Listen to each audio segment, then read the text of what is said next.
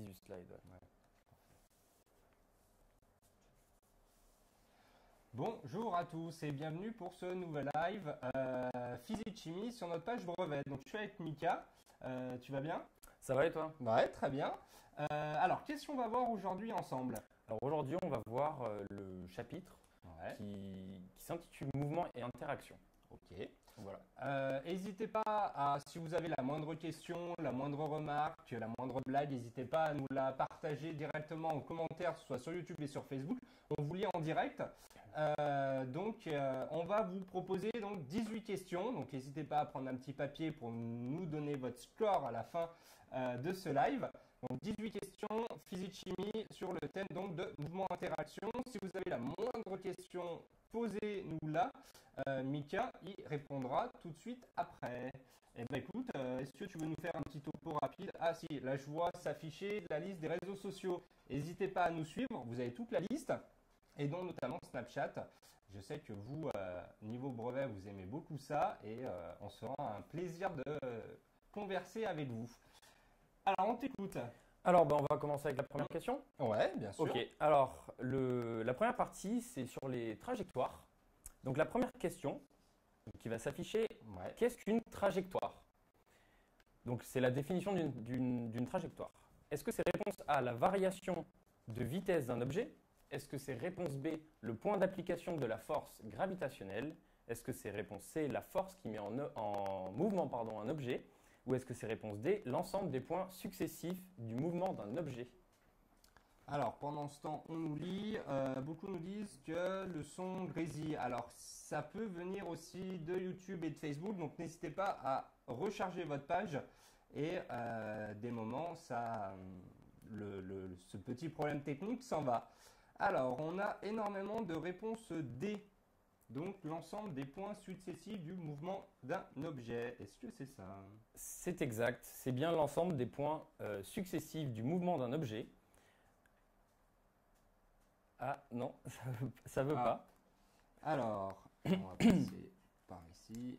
Hop. Oui, donc chaque point successif d'un mouvement, donc ici on peut voir une voiture, chaque point successif du trajet de la voiture, lorsqu'on va relier tous les points, ça va faire une droite et c'est ce qu'on appelle une trajectoire. Voilà. Exactement. On passe à la deuxième question? Oui. Bah tiens, Alors, je peux la lire ici. La deuxième question, quelle proposition n'est pas une trajectoire? Donc on reste bien entendu dans les trajectoires. Exactement. Donc est-ce que c'est une trajectoire curviligne? Réponse A. Est-ce que c'est une trajectoire circulaire? Réponse B. Est-ce que c'est une trajectoire accélérée? Réponse C. Est-ce que c'est une trajectoire rectiligne? Réponse D. Attention, c'est bien quelle proposition n'est pas une trajectoire. Petit piège. Alors, Playmotion, Playmophile, qui est souvent connecté sur nos lives et ça fait plaisir, nous demande si on a un live après. Je demande à Tony. À 19h philosophie, mais pour les terminales. Alors, à 19h philosophie, mais pour les terminales. Mais vous pouvez prendre de l'avance et venir vous entraîner à écouter de la philosophie. Donc, à 19h ce soir. Semaine prochaine, mathématiques, trigonométrie. Et semaine prochaine, mathématiques, trigonométrie, tu nous dis? Exactement. Quelle est la différence entre un mouvement et une trajectoire? Question de Théo. Alors, une trajectoire, comme j'ai dit, c'est l'ensemble des points successifs d'un mouvement. Mouvement, il n'y a pas forcément de courbe. En fait, une trajectoire, c'est la courbe que forme le mouvement, en fait. Voilà. Ok. Alors, on a beaucoup de réponses C. Alors, oui, c'est bien ça. Une trajectoire, elle peut être rectiligne, elle peut être circulaire, elle peut être curviligne.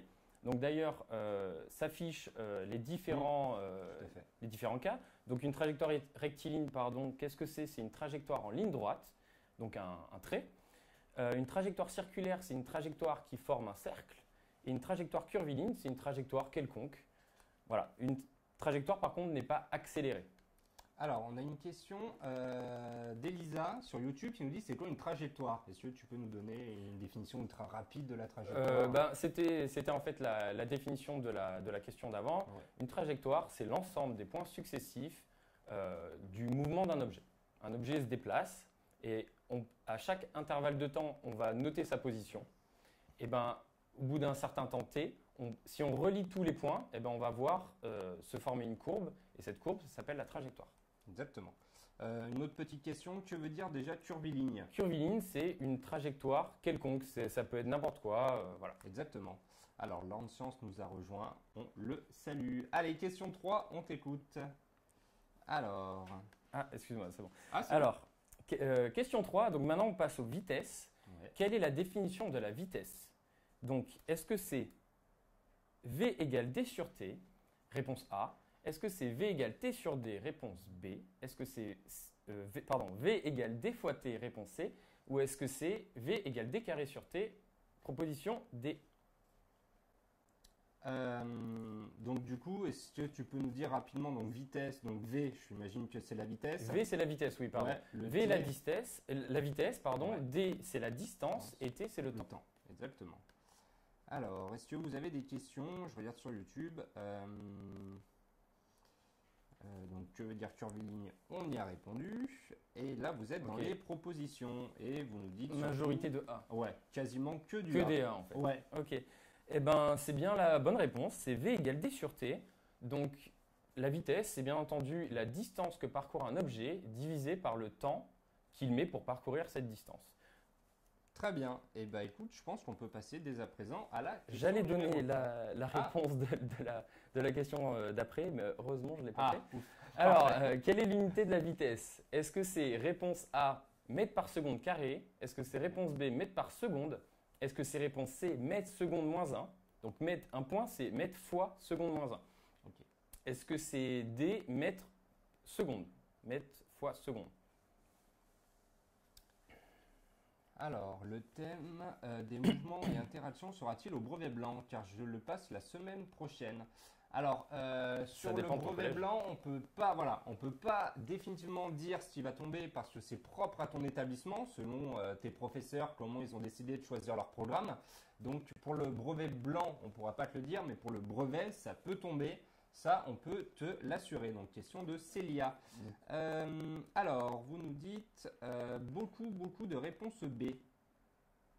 Pardon, excuse-moi. Non, pas de souci. Donc oui, c'est bien réponse B, mais attention, là, il y avait Ah. un petit piège, c'est aussi réponse C.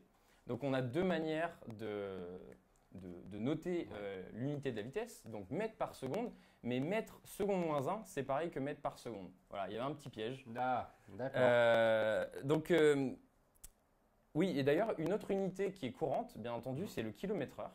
Donc Oui. ça se note kilomètre divisé par heure. Par Bah, heure. C'était plus ou moins, je pense, une question de Genius Gaming qui nous dit la vitesse peut-elle se calculer autrement ou pas? Alors oui, elle peut se calculer autrement. En réalité, la définition de la vitesse que tu as vue, V égale D sur T, c'est ce qu'on appelle la vitesse moyenne. D'accord? En fait, tu verras au lycée qu'on peut la calculer d'une autre manière et cette vitesse s'appellera la vitesse instantanée. Voilà. Mais pour l'instant, c'est une très bonne définition. C'est parfait. Alors ensuite, je pense qu'on change de catégorie, c'est ça? Oui, on change de Alors. catégorie. On va parler maintenant de nature du mouvement. Ok, parfait. Donc on passe à la 5e question, j'imagine. Alors Oui. on t'écoute. Alors là, il va y Mise avoir en situation. Voilà, il va y avoir une situation.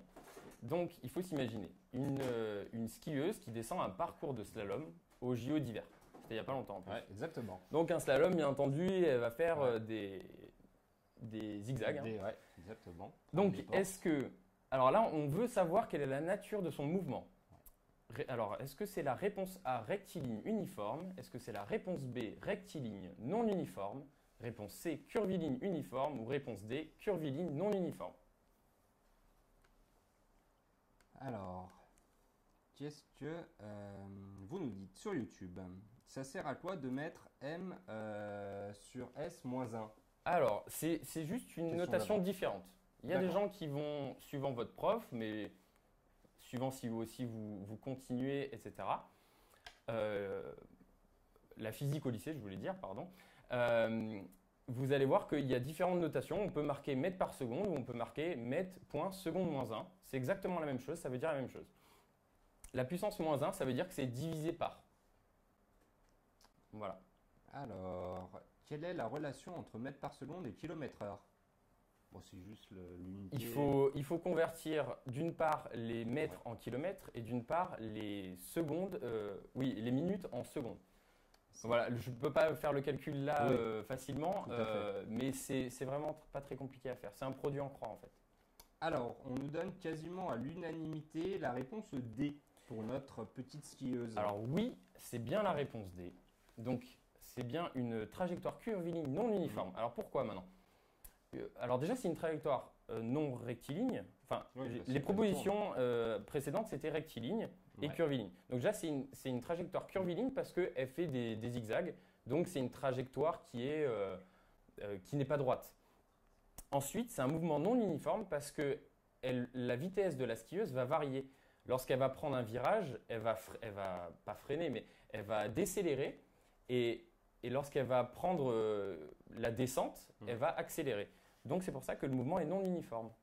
Alors, j'ai une question de Théo qui nous demande si on va travailler les ions et les énergies durant ce live. Il me Alors non, semble pas. c'était le live il y a 3 semaines. Ouais, peu exactement, toujours avec toi. Et- Alors, pardon, excuse-moi, les ions, c'était le live il y a 3 semaines. Les énergies, ce ne sera pas non plus dans ce live, probablement dans un prochain live. Oui, exactement. Et n'hésite pas, si tu as besoin de tout ça, de télécharger l'application Brevet by DigiSchool ou d'aller sur le site Brevet des collèges de DigiSchool. Tu trouveras plein de fiches et de conseils pour retravailler cette matière. Eh ben, écoute, on va passer à la 6e question. Alors, Ouais, je crois bien avoir sûr. vu une question. Ah, Donc, la alors, différence je- entre uniforme et non uniforme. Oui, Donc, tout à fait. Uniforme, c'est lorsque Quelque la chose de vitesse rose. ne varie pas. Non uniforme, c'est lorsque la vitesse varie. Alors peut-être que vous avez vu, au lieu de non uniforme, vous avez vu accélérer ou décélérer ou encore ralenti. Accélérer, c'est lorsque la vitesse augmente, mais accélérer, c'est bien un mouvement non uniforme. Ok, c'est lorsque la vitesse augmente. Décélérer ou ralenti, c'est lorsque la vitesse diminue. Voilà, c'est ça la différence entre uniforme et non uniforme. Si la vitesse change ou pas lors du mouvement. Alors, comment cela se fait-il que je n'ai jamais fait ça de l'année encore? Bah, comme on t'expliquait, ça dépend vraiment de ton établissement et de ton professeur, comment il a décidé de formater son programme tout au long de l'année. Du coup, on passe à la 6e question. Ah bah la question a déjà est déjà apparue. Bon écoute, je te laisse la reposer à la limite. Alors là, c'est encore une mise en situation. Donc, on a Ouais. un avion qui s'apprête à décoller. Ouais. Il est initialement à vitesse nulle. Mhm. D'accord, il va commencer à démarrer. Quelle est la nature du mouvement entre le départ de l'avion et le décollage, c'est-à-dire le moment où il commence à s'envoler? Mhm. Est-ce que c'est réponse A, rectiligne uniforme? Est-ce que c'est réponse B, curviligne uniforme? Réponse C, rectiligne accélérée? Ou réponse D, curviligne accélérée? Alors, on nous demande combien de temps va durer ce live? Approximativement entre 45 minutes et 1 heure, mais tu pourras le regarder en replay dès la fin de ce live. Il sera disponible en replay tout de suite après. DigiSchool, c'est-à-dire ça doit prendre beaucoup de temps et tout, c'est pas trop dur. Ah, les lives? Si, ça prend beaucoup de temps et on espère que ça vous plaît parce que ça nous prend énormément d'énergie et énormément de temps. Alors, beaucoup de réponses C. Alors oui, c'est Ouais. bien la réponse C, c'est rectiligne accéléré. Donc maintenant, pourquoi? Donc, bien entendu, un avion, il est sur la piste. Pour s'envoler, il ne va pas faire des zigzags, il va aller tout droit. D'accord? Donc c'est rectiligne et donc curviligne. Ensuite, pourquoi c'est accéléré? Parce qu'entre le moment où il commence à accélérer justement et le moment où il décolle, la vitesse va changer. D'accord? Elle va passer environ de 0 à 250 km/h. Et donc, ce moment-là où la vitesse change fait que le mouvement de l'avion est accéléré. Donc, c'est bien rectiligne accéléré. Stéphanie nous demande c'est quoi comme avion? Une passionnée Ah d'aviation, ben, je pense. Stéphanie, Boeing ou je ne Airbus, sais pas ce que on va c'est. partir. Alors, eh ben, écoute, on passe à la question numéro... Enfin non, on change de catégorie Oui. et on passe à... La relativité. Ok. Alors, est-ce que tu nous fais... Alors, un on va rapide voir topo? si... Donc, la relativité... on va voir, en fait, on On va va voir voir les à questions. travers les questions Allez, qu'est-ce que parfait. c'est la relativité, justement. Eh ben, on t'écoute Donc- pour la question 7. Donc pareil, encore une mise en situation et la question d'après sera encore pareil. Donc une petite histoire, donc on a Stéphanie qui est assise dans un train et qui... Alors il faut savoir que le train il passe en gare à vitesse constante mais il ne s'arrête pas. D'accord? Il passe juste à vitesse constante en gare. Et Stéphanie elle fait coucou à Marie qui est sur le quai de la gare. elle se tient droite sur le quai de la gare. Donc on veut savoir quelle est la nature du mouvement de Marie, mais du point de vue de Stéphanie. On se met à la place. Qui est assise dans le train. Voilà, on se met à la place de Stéphanie qui est assise dans le train. On veut savoir comment se déplace ou pas en fait Marie.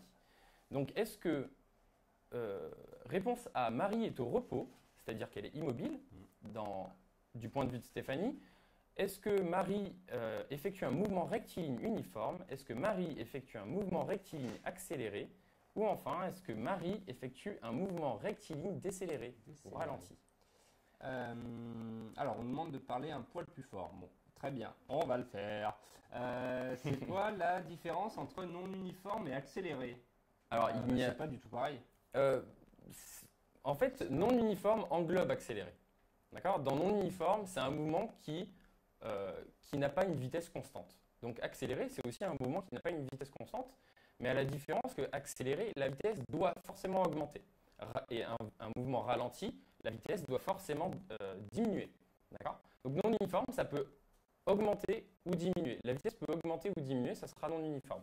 En fait, dans non uniforme, il y a les mouvements qui sont accélérés et décélérés. Lorsqu'on dit accéléré et décéléré, c'est juste pour préciser si la vitesse augmente ou si la vitesse diminue. Voilà.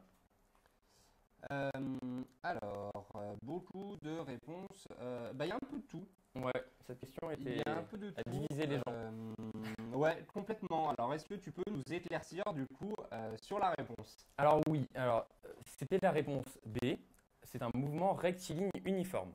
Alors maintenant, pourquoi est-ce que c'est un mouvement rectiligne uniforme? Lorsqu'on se place du point de vue de Stéphanie, qui est dans le train, d'accord? Eh ben, elle va voir Marie, au moment où elle passe en gare, elle va voir Marie se rapprocher d'elle et puis s'éloigner, d'accord? Donc pour elle, pour Stéphanie, Marie va avoir un mouvement rectiligne parce que le train va en ligne droite, d'accord? Et uniforme parce que le train va à vitesse constante. Donc elle va voir Marie se déplacer, comme ça à peu près. Il faut essayer de s'imaginer Marie. Hein, elle va voir Marie se déplacer en mouvement rectiligne uniforme, donc sur une droite, avec une trajectoire de droite et à vitesse constante. Exactement. Et je voulais dire autre chose, mais je crois que j'ai oublié. Ah, t'as oublié. Okay. C'est pas très grave. Oui, ça reviendra sûrement. Voilà. Écoute, on passe à la question 8. Oui, pardon. Alors, c'est bon. Ah, j'ai retrouvé ce que je voulais dire. Alors dis-nous. Donc, parfois, lorsqu'on est dans un train, je ne sais pas si ça vous est déjà arrivé, mais moi, ça m'est déjà arrivé. On est dans un train, on est immobile dans le train, et on voit un train peut-être à droite. D'accord? On est à côté de la fenêtre, et on voit un train. Parfois, on commence à démarrer, notre train commence à démarrer, et en fait, on ne sait pas si c'est le train d'en face qui a démarré, d'à côté, ou si c'est le nôtre en fait. Et c'est ça en fait la relativité, c'est que de notre point de vue, on pense qu'on est immobile et que c'est le train à côté qui se déplace, alors qu'en fait c'est nous qui avons démarré. Exactement. Voilà. Ouais, ça me l'a fait aussi. Allez, on passe à la question numéro 8. On t'écoute. Alors, encore une mise en situation. Ouais. Claire et Alex sont dans un parc d'attractions. Donc Claire décide de faire un tour de montagne russe, mais Alex, lui, il décide de ne pas en faire et il reste sur le côté. Donc maintenant, on veut savoir quelle est la nature du mouvement de Claire. Mais attention, il n'y a pas de faute, c'est du point de vue de Claire. D'accord? Donc on se met dans le point de vue de Claire et quel est son mouvement à elle, dans son référentiel à elle, de son point de vue.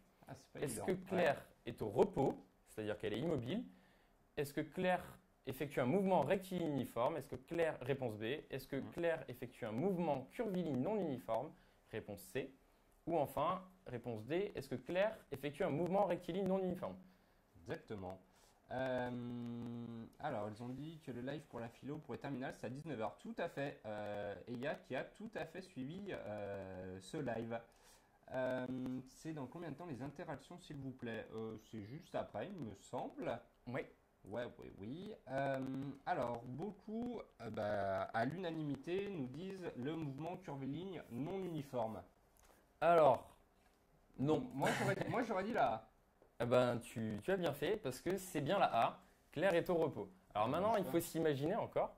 Bon, celle-là, en fait, elle est normalement pas très compliquée, mais elle peut entraîner quelques confusions. Donc, du point de vue de Claire, elle est immobile, même si elle est dans des montagnes russes. Pour elle, dans son référentiel à elle, qui est attaché à elle, son point de vue, elle bouge pas. C'est comme si elle ne bougeait pas. Par contre, pour Alex, qui lui est en bas du manège, eh ben, il va la voir faire des loopings, etc. Et pour lui, elle aura un mouvement curviligne non uniforme. Exactement. Voilà, c'est ça en fait la relativité du mouvement, c'est-à-dire que quand on dit que, je sais pas, qu'une pomme tombe ou que n'importe quoi, une voiture se déplace, bah en fait on prend toujours un point de repère, nous. Mais en fait, si on se met à la place de la pomme qui tombe, bah la pomme, elle nous voit nous monter en fait. Je ne sais pas si j'ai été bien clair, mais ce que je veux dire, c'est que la relativité, c'est en fait, ça dépend du point de vue. Le mouvement dépend du point de vue en fait. Voilà. Tout à fait, ok. Je t'ai suivi. Eh ben Lina, tu nous dis, vous faites trop de pièges. Ouais, ouais, ça nous arrive. Mais du coup, on permet de vous déstabiliser un peu pour que ce soit plus facile pour vous le jour du DS ou du DM. Alors, on change de rubrique. Oui, donc maintenant on va parler de référentiel. Donc c'est un petit peu, le référentiel c'est le point de vue. Voilà, par exemple, le référentiel qui m'est lié à moi, c'est moi en fait. Tout à fait. Allez, question 9, on t'écoute. Donc, quelle proposition n'est pas un référentiel? Est-ce que c'est la réponse A, géocentrique? Est-ce que c'est réponse B, égocentrique? Est-ce que c'est réponse C, héliocentrique? Est-ce que c'est réponse D, terrestre? Quelle proposition n'est pas un référentiel? Donc, n'est pas. Oui, n'est pas. Alors, est-ce du coup, là, il n'y a pas de piège. Tombe au brevet ou au brevet blanc? Brevet blanc, oui, comme on disait, on ne sait pas, ça dépend vraiment de ton établissement, mais brevet, oui, ça peut tout à fait tomber, c'est au programme en tout cas. Rectiligne, c'est une trajectoire droite, curviligne, une trajectoire quelconque. Exactement. J'ai vu quelque chose passer comme ça. Ouais. Est-ce que ce genre de question risque de tomber au brevet? C'est possible, mais elle est très piège. Enfin, je repars de la question d'avant. Je ne pense pas qu'au brevet, ils vont vous piéger comme ça. Alors, on nous dit beaucoup de réponses B. Bah évidemment, c'était bien la réponse B. Hein. C'était égocentrique. Égocentrique, ça n'a aucun rapport avec un référentiel. Donc voilà. Par contre, est-ce que oui, voilà, oui. Donc par contre, un référentiel géocentrique, c'est le référentiel en fait qui est lié à la Terre, à la planète Terre, dans lequel celle-ci ne bouge pas. Un référentiel héliocentrique, c'est un référentiel. Pardon? Sur le vent. Sur le quoi? Le vent, non? Non. Ah, non. Mais pourtant, hélio, ouais, c'est vrai. Mais oui, c'est pour le Soleil, voilà. C'est le référentiel qui est centré au centre du Soleil et dans lequel celui-ci ne bouge pas. Donc, par exemple, quand on dit que la Terre tourne autour du Soleil, eh ben, en fait, quand on dit ça, on se place dans le référentiel héliocentrique. On ne le précise pas, mais c'est implicitement dit. Et enfin, référentiel terrestre, c'est le référentiel qui est à la surface de la Terre, c'est-à-dire le sol, par exemple. D'accord. Voilà. Et quelle différence entre terrestre et géocentrique? Alors, géocentrique, c'est au centre de la Terre. Ah, oui, c'est pour étudier, par exemple, lorsqu'on dit que la Terre tourne autour de la Lune tourne autour de la Terre, en fait, on se place dans le référentiel géocentrique. Voilà. Alors, la Lune tourne autour de la Terre, mais dans le référentiel de la Terre, évidemment. Alors, on a tous la même question qui revient plusieurs fois. C'est quoi un référentiel? Un référentiel, c'est comme j'ai essayé de l'expliquer tout à l'heure, c'est le point de vue. C'est en fait c'est des axes de coordonnées. Mathématiquement, c'est ça. Ce sont des axes de coordonnées qui sont mis, par exemple, sur le sol. Avec l'abscisse, on va déterminer la distance. Avec les ordonnées, pardon, oui. on va déterminer la hauteur, par exemple. Et en fait, un référentiel, c'est ça, c'est un point de vue, en fait. Et mathématiquement, un référentiel, c'est un axe de coordonnées dont l'origine est prise quelque part. Donc, pour le référentiel géocentrique, l'origine des points de coordonnées est prise au centre de la Terre. Alors, on a une question de Genius Gaming qui nous dit Hélios, c'est pas le dieu du soleil. Hélios, peut-être Peut-être. Mais ça a un lien? Peut-être. La mythologie, j'y connais pas énorme. Ok, donc on change de catégorie. Comme vous le voyez juste en dessous, on va passer au système solaire. Oui, on va faire une question sur le système solaire. Allez, on t'écoute pour la question numéro 10. Donc, si vous m'avez bien écouté précédemment, il devrait y avoir des bonnes réponses. Oui, voilà, des réponses en fait à éliminer. Puisque là, la question, c'est quelle proposition est fausse? Donc, est-ce que c'est A, la Terre est en orbite autour du Soleil? Est-ce que c'est B, la Lune est en orbite autour de la Terre? Est-ce que c'est C, la Terre tourne sur elle-même? Ou est-ce que c'est D, la Terre fait le tour du Soleil en un jour? Facile celle-là. Alors, Hélios, c'est bien le dieu du Soleil, nous dit Loïc. Eh ben, merci Loïc pour ton explication. Alors, j'ai mon brevet de physique après-demain et je n'ai pas vu ça non plus. Brevet blanc encore une fois, donc on ne peut pas prévoir à l'avance, mais n'hésitez pas à vous rendre sur le site ou sur l'application Brevet by DigiSchool, vous aurez tous les chapitres dedans. Alors, en réponse, vous nous dites pour beaucoup la réponse D. Donc vous avez bien dit, la proposition Oui. est fausse. Quelle proposition est fausse? Fausse. Donc c'est bien la réponse D, oui. Yes. C'est bien la Terre fait le tour du Soleil en un jour, donc ça c'est faux. La Terre ne fait pas le tour du Soleil en un jour. Elle tourne sur elle-même par contre en un jour. Elle fait le tour du Soleil en environ 365,25 jours. Et il y avait une autre proposition par rapport à la Lune. La Lune, elle fait, elle fait le tour de la Terre en à peu près un mois, en 29 jours. D'accord. Environ 29 jours, à Ouais. peu près un mois. Alors, est-ce que vous avez des questions? Est-ce qu'on a le droit d'utiliser les calculatrices au moment de l'épreuve?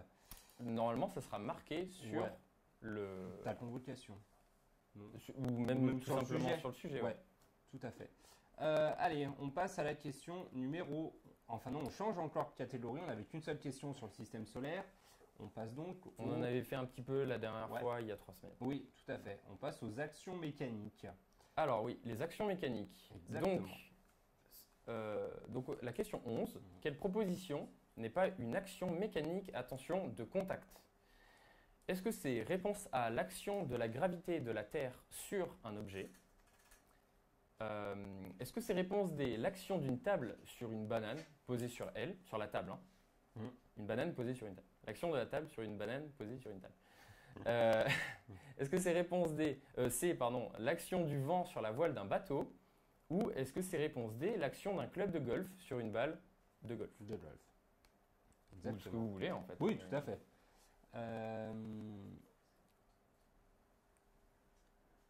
Alors, si on tombe au brevet blanc sur SVT et Techno, on tombe forcément sur ça au brevet. Non, enfin, ça peut être une possibilité de sujet, mais on ne vous garantit pas que ce sera uniquement là-dessus. Quels sont les chapitres à réviser? Les chapitres à réviser, alors je pense que tu parles du brevet blanc, peut-être. Les chapitres à réviser, c'est les chapitres que tu as fait jusqu'à présent. Oui, Voilà, tout à fait. tu ne peux pas tomber sur un sujet que tu n'as pas encore fait. Et pour le brevet, lui, tu auras tous les chapitres à réviser, tous ceux que tu as fait dans l'année. Et il faudra aussi éventuellement ressortir ce que tu as fait en 5e et en 4e. Parce qu'il y a quelques éléments qui vont pouvoir éventuellement te servir au brevet. Exactement. Alors, petite remarque de Gaspard qui nous dit, et je le dis du coup à la technique derrière, vous devriez faire des questions sans proposition de réponse. Eh bien écoute, on se le note et clairement, si tous vous avez des idées pour améliorer ces lives ensemble, n'hésitez pas à nous les donner, on les retiendra et on fera en sorte de les appliquer. Alors du coup, vos réponses. Réponse A, A. apparemment. Ah, exactement. Alors, oui, c'est bien la réponse Ouais. A. Donc c'est bien l'action de la gravité de la Terre sur un objet, puisque la gravitation, c'est une action mécanique, mais qui n'est pas de contact, qui est à distance. Maintenant, il y avait peut-être légèrement un piège, mais personne n'est tombé dedans apparemment. L'action du vent sur la voile d'un bateau. Donc on a l'impression peut-être que ce n'est pas une action mécanique de contact. Mais en réalité, si. Le vent, en fait, c'est constitué d'air, en fait, et donc de milliards de petites particules qui se déplacent toutes ensemble et qui vont exercer une force sur la voile. Mais la force qu'elles vont exercer, eh ben, en fait, c'est le choc de toutes ces petites particules sur la voile. Donc, étant donné que c'est un choc, il y a contact, en fait. Donc, c'est bien une action mécanique de contact pour la réponse C. Exactement. Voilà, personne n'est tombé dans, Non, dans le il y a piège. pas- Est-ce que vous pourriez faire un live sur quelques leçons de l'année dernière? N'hésite pas, Lina, à les regarder directement. Tu en as énormément via les replays, donc abonne-toi à notre chaîne YouTube. et tu auras accès à toutes ces vidéos. Mais en fait, je tiens à préciser, même Ouais. pendant ce live-là, il y a aussi des choses que vous avez pu éventuellement voir avant. l'année dernière ou encore l'année d'avant et qui sont des prérequis pour ce que vous voyez cette année en fait. Voilà. Alors, du coup,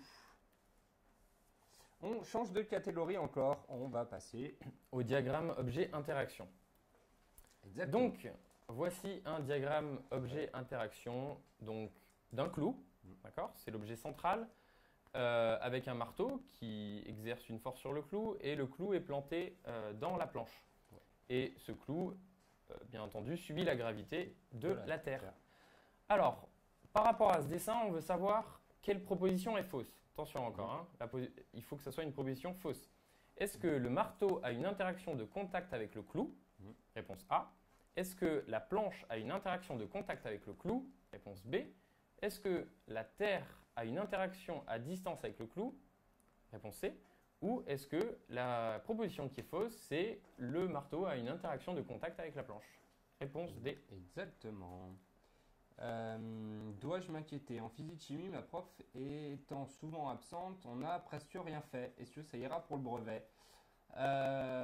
Question d'Amina. Toujours compliqué Ouais, de répondre. toujours très compliqué. Je ne sais pas à quel point est-ce qu'elle a été absente. Ouais. Mais n'hésite pas à parcourir, encore une fois, l'application DigiSchool et le site DigiSchool lié au brevet. Et entraîne-toi, tu as des fiches de révision, tu as des lives, tu as des vidéos, tu as des cours écrits. N'hésite pas. N'hésite pas. Et, alors, est-ce qu'il y aura des lives sur la technologie? Alors, on n'en a pas encore prévu, mais on y travaille à ce qu'on puisse peut-être en faire. Alors, beaucoup de réponses D, quasiment à l'unanimité. Ah oui, c'est bien la réponse D. Donc, pour un diagramme objet-interaction, on va placer l'objet qu'on veut utiliser au centre, le clou. On va placer les objets qui ont des actions de contact. En général, en fait, on peut au final les placer où on veut. Et on va mettre des flèches en trait plein pour les interactions de contact. D'accord? Donc, on voit ici que le marteau a une interaction de contact avec le clou parce que les flèches sont en trait plein. On voit que la planche a une interaction de contact avec le clou parce que la flèche aussi est en trait plein. Maintenant, la Terre, elle a une interaction gravitationnelle avec le clou et c'est une interaction à distance. Donc, cette flèche est en pointillé. En revanche, là, on étudie le clou et il n'y a pas de lien entre la planche et le marteau. Donc, la proposition qui était fausse, c'est le marteau a une interaction de contact avec la planche. C'est faux. Exactement.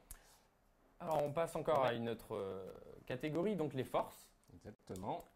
Et avec la question numéro 13. Oui. Alors, qu'est-ce qui caractérise une force? Est-ce que c'est A, son point d'application? Est-ce que c'est B, sa trajectoire?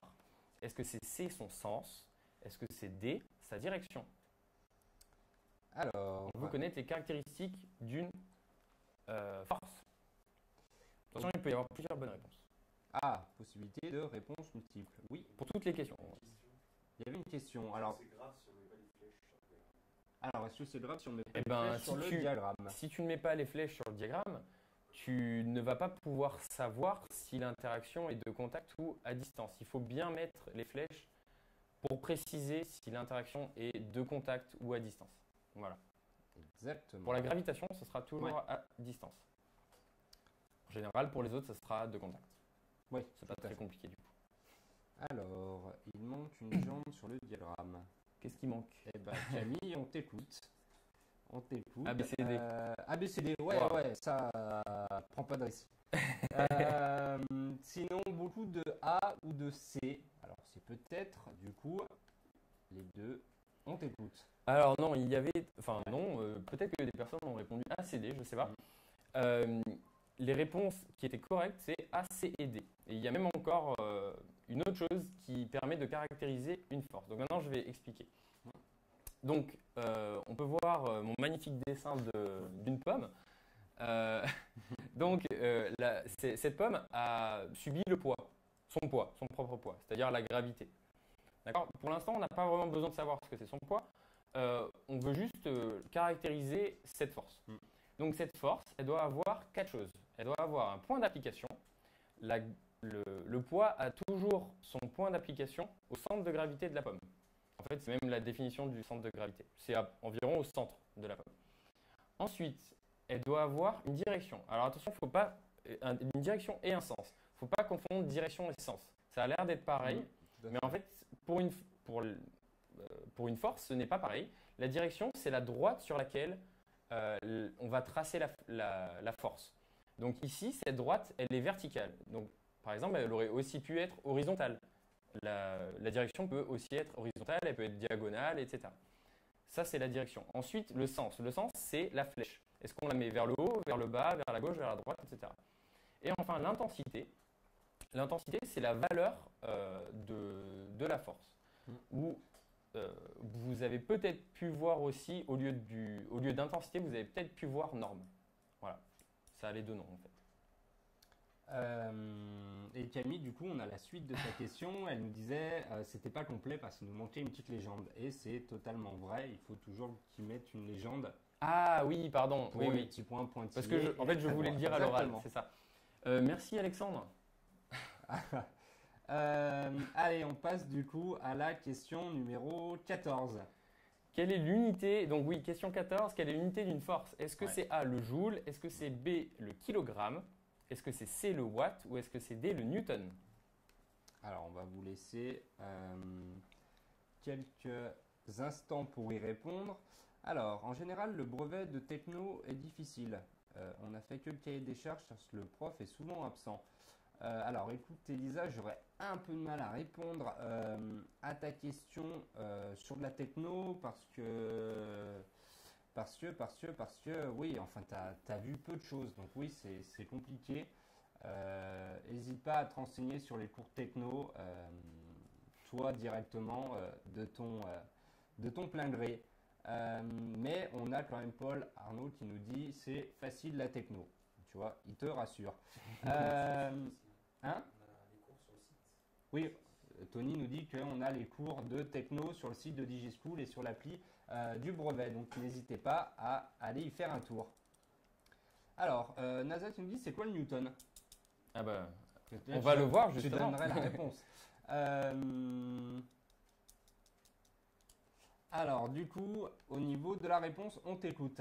Alors, la réponse était, je crois que j'ai vu quand même pas mal de D, Ouais, donc tout à fait. oui, c'était bien réponse D, le newton. Donc le newton, c'est l'unité de la force. D'ailleurs, newton, ça vient de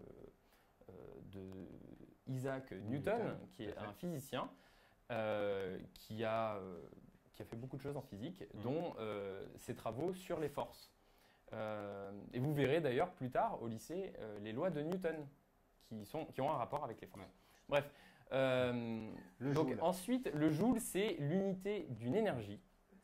Le kilogramme, c'est l'unité de la masse. Et enfin, le watt, c'est l'unité d'une puissance. Donc la bonne réponse était bien entendu le newton. Parfait. Alors, on passe à la question numéro 15 tout de suite. Ah, c'est encore toi qui nous as fait un petit dessin. Ouais. Parfait. Quel artiste. J'avais envie de faire des dessins. Donc, c'est voilà. parfait. Par contre, la banane n'est pas de moi. Ah, d'accord. Moi, j'ai fait la table. On peut voir justement. Ouais, c'est bien droit, c'est parfait. Merci. Alors, donc, on a une banane qui est posée sur une table. D'accord? Elle a un poids. Donc, on voit, c'est la flèche qui descend. Et elle a aussi une interaction de contact avec la table. D'accord? Qu'on a représentée par la flèche N. Maintenant, on veut savoir, étant donné qu'on sait que l'intensité de la force P, donc son poids, vaut 20 newtons, que vaut l'intensité de la réaction normale N? Donc la réaction normale, c'est l'interaction de contact, c'est la force de contact qu'il y a entre la table et la banane. Est-ce que ça vaut 10 newtons réponse A, 20 newtons réponse B, 30 newtons réponse C ou 40 newtons réponse D?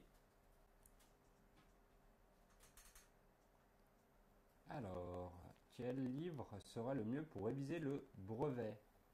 Nous, on n'a pas de livre. Nous, on a des sites et des applis. Alors, niveau livre, Romain, je ne vais pas forcément pouvoir te renseigner. Alors, je peux peut-être un petit peu te renseigner. Pour les livres, tu as déjà le livre qui t'est donné en troisième. Mais tu as aussi, si tu as envie d'avoir Si tu as envie de consulter d'autres livres, tu peux aller à la bibliothèque. En général, même les bibliothèques nationales, municipales, etc. Elles ont en général quelques livres concernant la troisième, etc. Sinon, il faut essayer de chercher sur Internet. Tu dois sûrement avoir une bibliothèque pas loin qui a des livres de troisième. Alors, on nous dit beaucoup de réponses B. Donc, Alors, 20 newtons. Oui, c'est exact, c'est 20 newtons. Alors maintenant, pourquoi? Donc, la banane qui est posée sur la table, elle ne bouge pas. Ouais. Donc, qu'est-ce que ça veut dire? Ça veut dire une seule chose. Ça veut dire que, et elle est soumise à deux forces. Pardon. Et ça veut dire que la force du poids compense la force de la réaction normale. Ça veut dire qu'elles sont donc de même intensité. S'il n'y avait pas cette réaction normale, la banane traverserait la table en fait. Et à l'inverse, elle l'éviterait. Voilà, et à l'inverse, elle l'éviterait. Donc, comme c'est pas possible, c'est quelque chose qu'on n'observe pas, et ben, ça veut dire que l'intensité des deux forces sont égales mais opposées dans un sens différent. Voilà. Nazat, il nous dit qu'on devrait créer un livre, DigiSchool. Eh ben, pourquoi pas? Pourquoi pas, on y réfléchit. Donc, Genius, il nous dit, je flippe, mon brevet blanc est dans 2 semaines. Ne t'inquiète pas, ça devrait bien se passer. Et justement, les brevets blancs vous servent plus ou moins d'entraînement pour arriver complètement préparé au brevet. Alors, et puis déjà, si tu nous suis, ça veut dire que tu es impliqué dans tes cours. Et ça, c'est la première des solutions pour réussir son brevet. Allez, question 16, on t'écoute. Alors, question 16, c'est sur un pendule. Donc encore par rapport aux forces. On veut savoir qu'est-ce qui est faux parmi toutes les propositions concernant le pendule du dessin. Il peut y avoir plusieurs réponses fausses, encore. Ok. Donc, est-ce que ces réponses A, les forces se compensent sur le pendule? Est-ce que c'est réponse B, il est soumis à deux forces, son poids et la tension de la corde? Est-ce que c'est la réponse C qui est fausse, c'est-à-dire la trajectoire de la bille est un arc de cercle? Ou est-ce que c'est la réponse D qui est fausse, la vitesse de la bille est constante? Ok. Alors, on va vous laisser quelques temps pour répondre. Moi, c'est dans 1 semaine, même pas, donc, mais je me fais pas de soucis. Mademoiselle Sarah, bah écoute, si tu ne t'en fais pas, on ne s'en fait pas aussi pour toi, ça va bien se passer. Tenez-nous au courant si vous êtes adepte des lives, de nos lives, de nous dire si vous les avez eus au niveau du brevet blanc, et même si un jour on vous le souhaite, que le brevet se passe bien, n'hésitez pas à nous écrire, que ce soit sur Twitter, sur Facebook, laissez-nous plein de messages pour nous dire que vous avez eu vos diplômes. Alors, on n'a toujours pas étudié les newtons. Bah, tu vas probablement le faire si tu es en troisième. Donc il faut attendre un petit peu et puis tu pourras re-regarder ce quiz. Oui, tout à fait. Alors, Momo, tu te dis le problème, c'est que les brevets blancs sont notés. Oui, mais du coup, ça vous permet de vous impliquer à fond dans les révisions et d'arriver vraiment préparé de façon optimale au brevet. Alors, on nous dit Ambre qui nous dit réponse A et D. Elisabeth nous dit j'adore vos lives. Eh bien écoute, un grand merci à toi, ça nous touche tous et c'est pour ça que je le dis haut et fort. C'est pour que tout le monde derrière puisse l'entendre.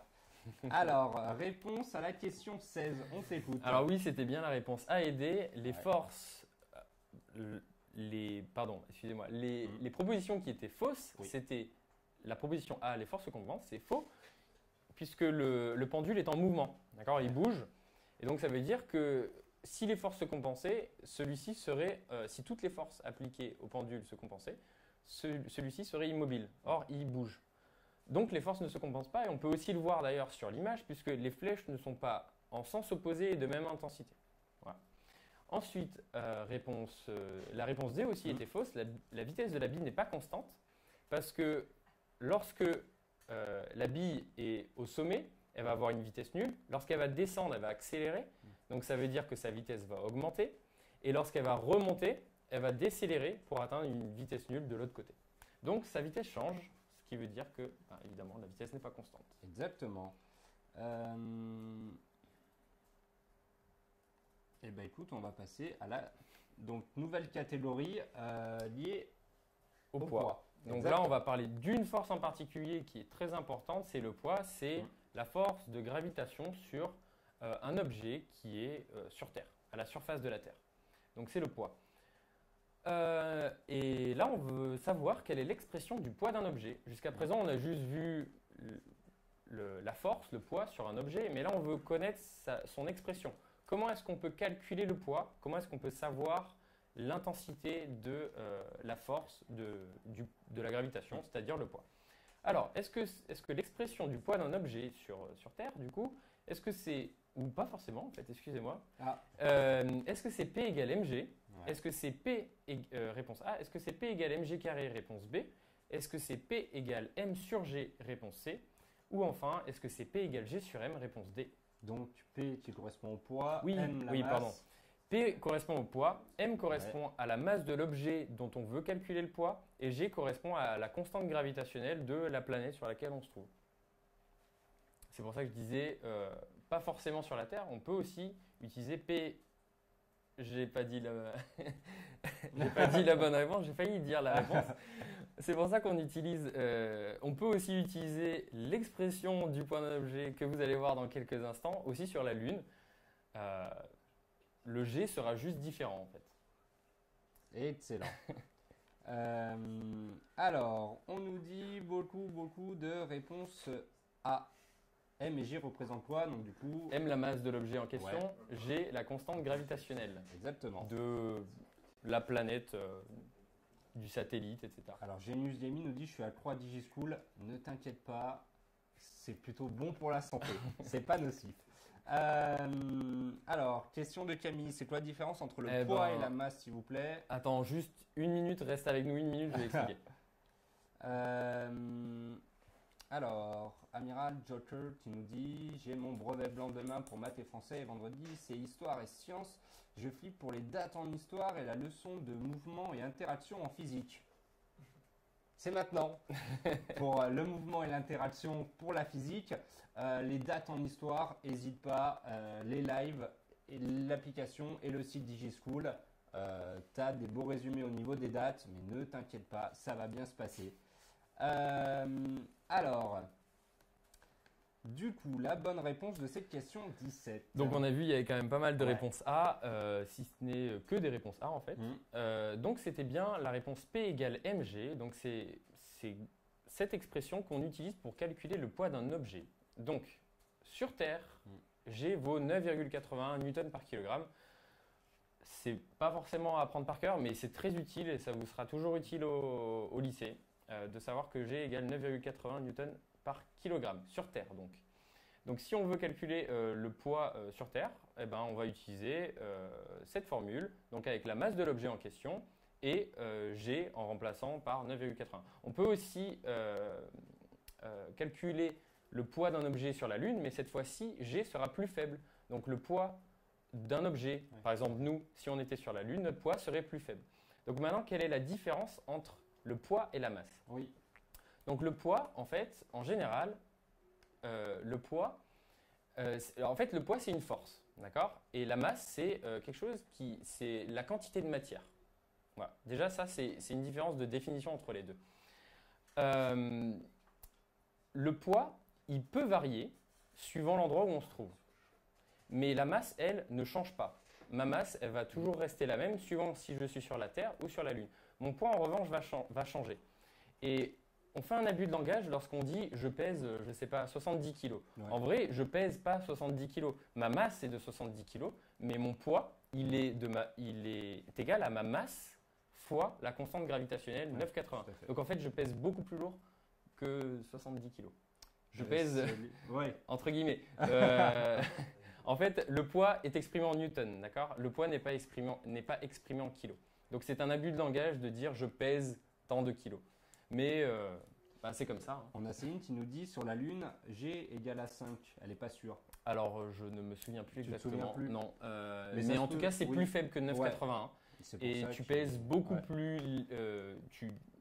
Tu es beaucoup plus légère, entre guillemets, vis-à-vis du poids sur la Lune que sur la Terre. Exactement. C'est pour ça d'ailleurs qu'on voit que les astronautes peuvent faire des bonds énormes. Exactement. Parce que leur poids est vraiment beaucoup plus faible. La gravitation de la Lune étant plus faible que la Terre. Ouais, tout à fait. Que celle de la Terre. Allez, on passe à la dernière question. On t'écoute. Alors, question 18. On décide de peser un objet de masse m égale 10 kg. Donc là, il va falloir un tout petit peu calculer, mais normalement, vous n'avez pas besoin de calculatrice. C'est un calcul très simple. Quel est son poids, sachant que sur Terre, G égale 9,81 newton par kilogramme, comme je viens de le dire. Est-ce que c'est A, 0,981 newton? Est-ce que c'est B, 9,81 newton? Est-ce que c'est C, 98,1 newton? Ou enfin, est-ce que c'est D, 10 newton? Alors, Elisa, tu nous dis, je suis obligé de quitter votre live. Continuez, c'est une super idée. Merci beaucoup. N'hésite pas, si tu veux la fin de ce live, à le regarder en replay tout de suite. À la fin de ce live, il est dispo grâce à YouTube. Alors, beaucoup nous parlent de notre professeur de SVT de Bernard qui était déguisé en dinosaure la dernière fois. Oui, ça a été le cas. N'hésitez pas à aller regarder le replay du live dinosaure. Le cours était hyper intéressant. Alors, c'était très dur à gérer pour nous en technique. Cet énorme déguisement de dinosaure, mais c'était un beau live. Alors, beaucoup, quasiment à l'unanimité, nous disent 98,1 newton. La réponse C. Oui, c'est bien 98,1 newton, réponse C. Donc, tout simplement, il fallait utiliser l'expression qu'on avait juste avant, P égale mg. Il fallait remplacer m par 10 kg et g par 9,81 newton par kilo. Comme les unités sont les bonnes, sont celles du système standard, il fallait juste multiplier 9,81 par 10, ce qui donnait 98,1 newton. Exactement. Donc, réponse C, 98,1 newton. Bravo à ceux qui ont répondu. La réponse C. Il y en a eu beaucoup. N'hésitez pas, si vous avez des questions, à les poser maintenant parce qu'on arrive du coup à la fin de ce live. Rien à voir, mais c'est sur combien de points la grammaire en français? Tony, tu sais ou pas? Il va chercher. De rien, Léa. Thibaut, je reviens vers toi. Merci pour ce Léa, live. j'ai un contrôle vendredi sur ça. Écoute, tiens-nous au courant au prochain live de brevet de savoir si ça t'a aidé et combien tu as eu. Quand est le prochain live et en quelle matière? Prochain live 19h, mais par contre niveau bac sur la philo. Et la semaine prochaine, mercredi, brevet pour vous, 15h? La semaine prochaine, 17h, maths? Oui. Exactement. Demain, je dois chercher une publicité qui nous semble convaincante. Vous avez des idées? Développe cette question, ça m'intéresse. Alors, merci, ce prof explique trop bien et en plus, il est agréable à regarder. Voilà, t'as trouvé une amoureuse de Stéphanie. Merci Stéphanie. C'est quoi comme matière la semaine prochaine? Mathématiques. Alors, j'ai une question. Est-ce que c'est normal que depuis quelques mois, à chaque fois que je rentre dans l'application DigiSchool, je n'arrive pas à accéder aux quiz et fiches de révision? Lina, vérifie bien que tu as mis à jour l'appli via ton store. Des moments, ça peut venir de ça. Écoute, on va s'arrêter là. Je te remercie beaucoup pour ce live et toutes tes explications. Regarde, tu vois, elles ont été très claires pour beaucoup. Le français est sur 100 points. Le français, On a eu la réponse. Donc, le français est sur 100 points au niveau de la grammaire. Voilà, donc n'hésitez pas à nous suivre sur les réseaux sociaux. On va vous remettre le petit bandeau, que ce soit Snapchat, Facebook, les deux pages. Donc, Super Brevet, by DigiSchool, la page DigiSchool pour vous, Twitter, DigiSchool News et DigiSchool, et Instagram DigiSchool. Un grand merci à vous tous de nous avoir suivis nombreux sur ce live. On vous souhaite de bonnes révisions, bonne chance pour ceux qui passent leur brevet blanc dans quelques temps. Tenez-nous au courant et on vous dit à très vite chez DigiSchool.